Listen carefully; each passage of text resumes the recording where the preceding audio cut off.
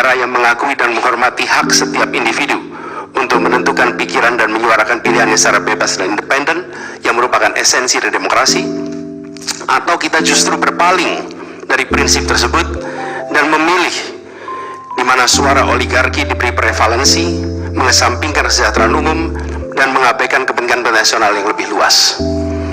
Ini adalah saat di mana kita harus menentukan komitmen kita terhadap nilai-nilai demokrasi, kedaulatan hukum, hak asasi manusia. Ini adalah waktu untuk menunjukkan bahwa Indonesia adalah bangsa yang besar. Bangsa yang besar bukan hanya dalam aspek wilayah, bukan hanya aspek populasi, bukan hanya aspek angka-angka ekonomi, tapi juga bangsa yang besar karena kebijaksanaannya, karena keberaniannya, karena integritasnya di dalam menegakkan demokrasi dan konstitusi. Yang mulia Hakim Mahkamah Konstitusi, sejak zaman pra-kemerdekaan, bangsa dan negara kita telah menapaki berbagai persimpangan krusial yang menentukan arah dan nasib bangsa Indonesia. Tidak semua keputusan-keputusan yang dibuat adalah keputusan yang tepat. Sebagian adalah keputusan yang tidak tepat, dan itu dicatat di dalam sejarah kita. Semua yang terlibat dicatat sebagai bagian dari perjalanan sejarah Indonesia. Karena itu, saat yang berharga ini, kita juga dihadapkan pada kenyataan yang sama. Peristiwa yang sedang berlangsung hari-hari ini akan menjadi bagian dari catatan sejarah perjalanan Republik kita, sebagaimana perjuangan kita sejak pra-kemerdekaan. Ini adalah saatnya bagi kita di persimpangan yang kritis ini untuk mengambil pelajaran dari sejarah, berdiri dengan keberanian moral dan intelektual untuk menentukan masa depan kita dengan keputusan yang akan memperkuat pondasi demokrasi, memperkuat pondasi keadilan di dalam negara kita. Yang mulia Hakim Mahkamah Konstitusi, kita telah menyaksikan berjalannya satu babak penting dalam demokrasi kita bulan lalu, yaitu proses pemilihan umum yang angka suaranya telah diumumkan secara resmi oleh Komisi Pemilihan Umum. Tapi perlu kami garis bawahi dan kita semua sadari bahwa angka suara tak mutlak menentukan kualitas dari demokrasi. Tak otomatis mencerminkan kualitas secara keseluruhan. Setiap tahapan proses pemilihan, mulai dari persiapan awal hingga pengumuman, haruslah konsisten dengan prinsip-prinsip kebebasan, kejujuran, keadilan.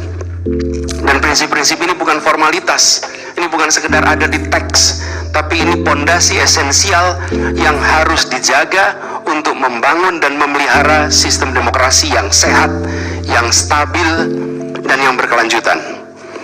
Pemilihan umum yang bebas, jujur, adil adalah pilar yang memberi legitimasi kuat pada pemerintahan yang terpilih, yang bisa membawa kepercayaan publik serta memperkuat pondasi institusi pemerintahan. Tanpa itu, legitimasi, kredibilitas dari pemerintah yang terpilih akan diragukan. Lebih jauh lagi, pemilihan yang dijalankan secara bebas, secara jujur dan adil adalah sesungguhnya pengakuan atas hak dasar setiap warga negara dalam menentukan arah dan masa depan negara mereka sendiri. Ini adalah wujud tertinggi dari kedaulatan rakyat, di mana setiap suara dapat disampaikan dan dihitung tanpa tekanan, tanpa ancaman, tanpa iming-iming imbalan.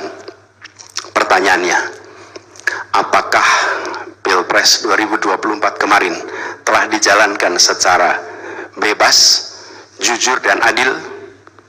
Izinkan kami menyampaikan jawabnya, tidak. Yang terjadi adalah sebaliknya. Dan ini terpampang secara nyata di hadapan kita semua. Kita menyaksikan dengan keprihatinan mendalam serangkaian penyimpangan yang telah mencoreng integritas proses demokrasi kita. Mulai dari awalnya, independensi yang seharusnya menjadi pilar utama dalam penyelenggaraan pemilu telah tergerus akibat intervensi kekuasaan yang tidak seharusnya terjadi. Di antara penyimpangan yang kita saksikan adalah penggunaan institusi negara untuk memenangkan salah satu calon yang secara eksplisit tidak memenuhi kriteria yang ditetapkan. Terdapat pula praktek yang meresahkan di mana aparat daerah mengalami tekanan, bahkan diberikan imbalan untuk mempengaruhi arah pilihan politik, serta penyalahgunaan bantuan-bantuan dari negara, bantuan sosial yang sejatinya diperuntukkan untuk kesejahteraan rakyat, malah dijadikan sebagai alat transaksional untuk memenangkan salah satu calon. Bahkan intervensi ini sempat merambah hingga pemimpin Mahkamah Konstitusi. Ketika pemimpin Mahkamah Konstitusi yang seharusnya berperan sebagai jenderal benteng pertahanan terakhir menegakkan prinsip-prinsip demokrasi terancam oleh intervensi, maka pondasi negara kita, pondasi demokrasi kita berada dalam bahaya yang nyata.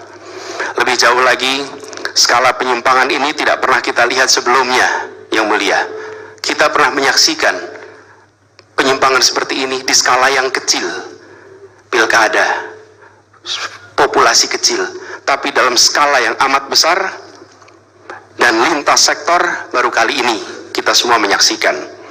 Karena itulah nanti izinkan kami nanti melalui tim hukum nasional dan Timnas Amin akan menyampaikan seluruh argumen dan bukti-buktinya atas penyimpangan dan pelanggaran kepada Yang Mulia Majelis Hakim Mahkamah Konstitusi ini. Kami, waktunya 2 menit lagi. Yang Mulia Hakim Mahkamah Konstitusi yang kami hormati, kami muliakan, apa yang kita saksikan ini bukanlah peristiwa biasa. Ini adalah titik klimaks dari sebuah proses yang panjang, penggerogotan atas demokrasi, di mana praktek-praktek intervensi dan ketaatan pada tata kelola pemerintahan secara pelan-pelan tergerus. Oleh karena itu, Yang Mulia Hakim Mahkamah Konstitusi, di hadapan Yang Mulia kini terbentang satu momen paling krusial dalam perjalanan demokrasi kita. Di pundak Yang Mulia terpikul tanggung jawab yang amat besar untuk menentukan arah masa depan demokrasi kita. Apakah kita akan melangkah dalam persimpangan jalan ini menjadi sebuah republik dengan rule of law atau rule by law, demokrasi yang makin matang, atau kemunduran yang sulit untuk diluruskan di tahun-tahun ke depan? Bila kita tidak melakukan koreksi saat ini, maka akan menjadi presiden ke depan di setiap pemilihan di berbagai tingkat. Bila kita tidak melakukan koreksi, maka praktek yang terjadi kemarin akan dianggap sebagai kenormalan dan menjadi kebiasaan, lalu menjadi budaya, dan akhirnya menjadi karakter bangsa. Yang Mulia Majelis Hakim Mahkamah Konstitusi, dengan rasa hormat dan penuh harap, mohon peristiwa ini jangan dibiarkan melewat tanpa dikoreksi. Rakyat Indonesia menunggu dengan penuh perhatian, dan kami titipkan semua ini kepada Mahkamah Konstitusi yang berani, independen, untuk menegakkan keadilan dengan penuh pertimbangan. Kami mendukung Yang Mulia untuk tidak membiarkan demokrasi ini terkikis oleh kepentingan kekuasaan yang sempit, tidak membiarkan cita-cita reformasi yang telah lama diperjuangkan menjadi sia-sia. Tindakan dan keputusan Mahkamah Konstitusi terkait dengan jadwal pemilihan kepala daerah serentak serta keputusan penghapusan pasal pencemaran nama baik telah memberikan kepada kami harapan bahwa independensi, keberanian, ketegasan dalam menegakkan keadilan hadir kembali di Mahkamah Konstitusi ini. Kami mohon kepada Hakim Konstitusi yang kami muliakan untuk menerapkan kebijaksanaan dan keadilan dalam setiap keputusan perkara yang kami ajukan, menjadi penjaga yang teguh atas nilai demokrasi, dan memastikan bahwa konstitusi tetap menjadi panduan utama dalam membangun masa depan bangsa yang lebih adil dan sejahtera. Semoga sejarah mencatat dan menjadi saksi atas dedikasi dan komitmen yang mulia untuk mempertahankan integritas dan martabat demokrasi dan konstitusi kita. Kepada Hakim Mahkamah Konstitusi yang kami muliakan, harapan besar dan tinggi itu kami titipkan. Terima kasih. Assalamualaikum warahmatullahi wabarakatuh. Waalaikumsalam.